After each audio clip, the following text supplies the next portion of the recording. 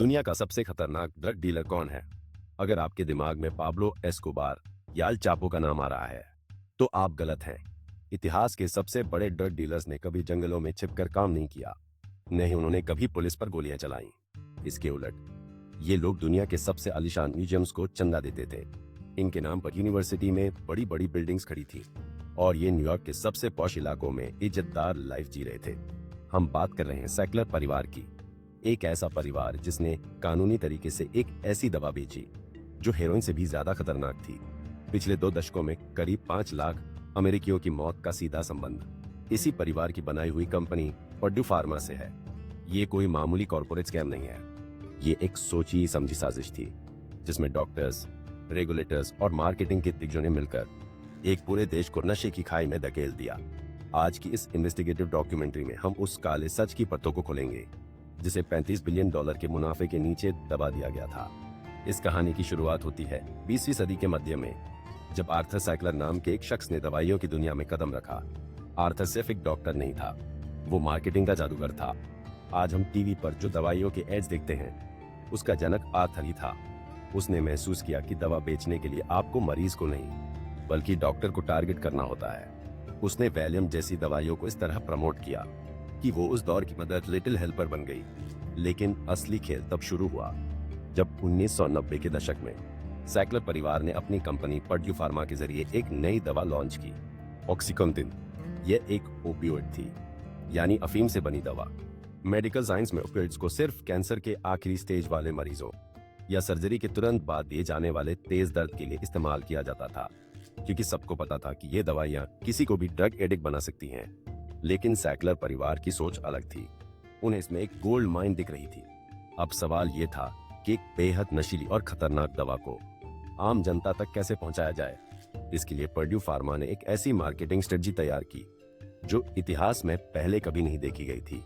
उन्होंने हजारों sales representatives की एक फौज खड़ी की। इन लोगों को ट्रेनिंग दी गई कि वे डॉक्टर्स के पास जाकर सिर्फ एक झूठ बोलें कि ऑक्सीकॉन्टिन में एडिक्शन यानी लत लगने का खतरा 1% से भी कम है। इसे समझने के लिए हमें थोड़ा गहराई में जाना होगा। पर्ड्यू ने एक मामूली सी लेटर टू द एडिटर को, जो सालों पहले एक मेडिकल जर्नल में छपा था, उसे एक साइंटिफिक स्टडी बताकर पेश कर दिया।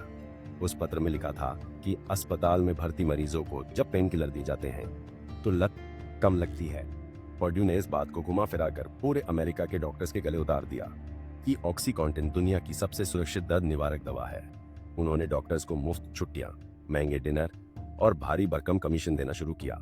नतीजा, डॉक्टर्स ने सिर दर्द, कमर दर्द और घुटनों के दर्द के लिए भी वो दवा लिखना शुरू कर दिया, जो असल में हेरोइन का ही एक सफेद पोश रूप थी। लेकिन कहानी यहाँ और भी डार्क हो जाती है। पर्ड्यू फार्मा ने मार्केटिंग में एक नया शब्द इजाद किया, स्यूडो एडिक्शन।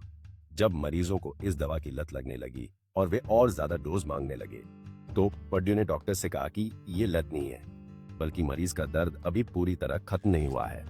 उन्होंने सलाह दी कि मरीज को और ज्यादा हाई डोज दी जाए। ये एक शैतानी चक्र था।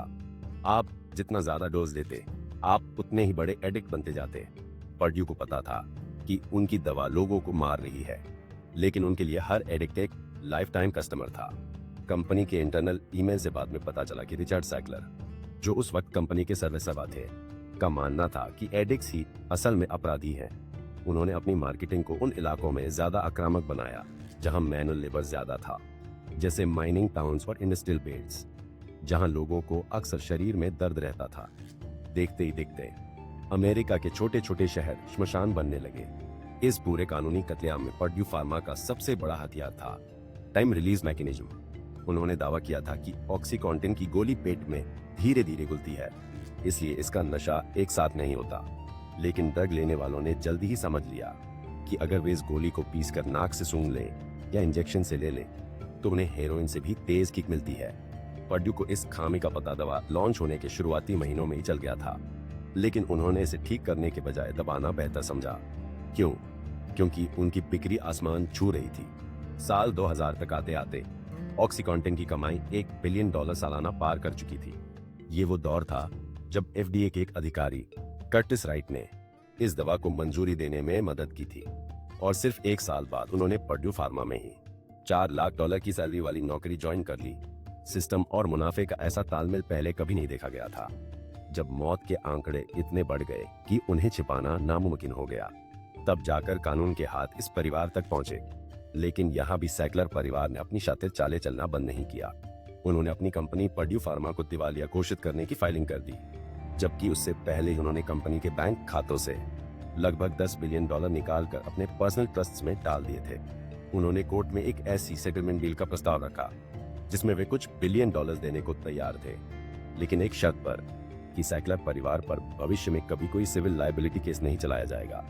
यानी करोड़ों लोगों की जिंदगी बर्बाद करने के बाद भी वे अपनी अरबों की संपत्ति के साथ चैन की नींद सो सकते थे।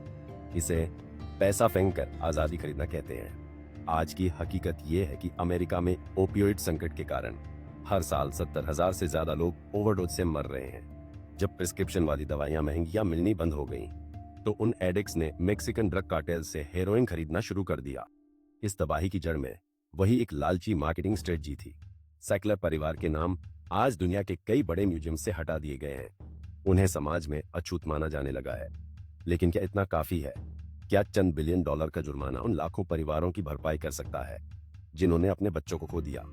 पर्ड्यू फार्मा की ये कहानी हमें सिखाती है कि जब बेहिसाब कॉर्पोरेट लालच को सरकारी रेगुलेशन की कमजोरी का साथ मिल जाता है, तो एक इज्जतदार कंपनी किसी भी खूंखार आतंकी संगठन से ज्यादा खतरनाक हो सकती है। ये कहानी सिर्फ एक दवा की नहीं है, ये उस भरोसे के टूटने की कहानी है जो हम अपने डॉक्टर्स पर करते हैं। क्या हम वाकई सुरक्षित हैं, या हम भी किसी बड़े कॉर्पोरेट खेल का हिस्सा मात्र हैं? अगली बार जब आप कोई चमत्कारी दवा का विज्ञापन देखें, तो याद रखिएगा कि हर सफेद कोट के पीछे एक मसीहा नहीं होता। कभी कभी वहां सिर्फ एक सेल्समैन होता है जिसे आपके स्वास्थ्य से ज्यादा अपने प्रॉफिट की चिंता होती है। अगर आपको लगता है कि इस सच को और लोगों तक पहुंचना चाहिए, तो इस वीडियो को शेयर करें। सच की इस मुहिम का हिस्सा बनने के लिए सब्सक्राइब करें। मिलते हैं अगले इन्वेस्टिगेशन में। क्या आप अब भी अपने सिस्टम पर भरोसा करते हैं? नीचे कमेंट में बताएं।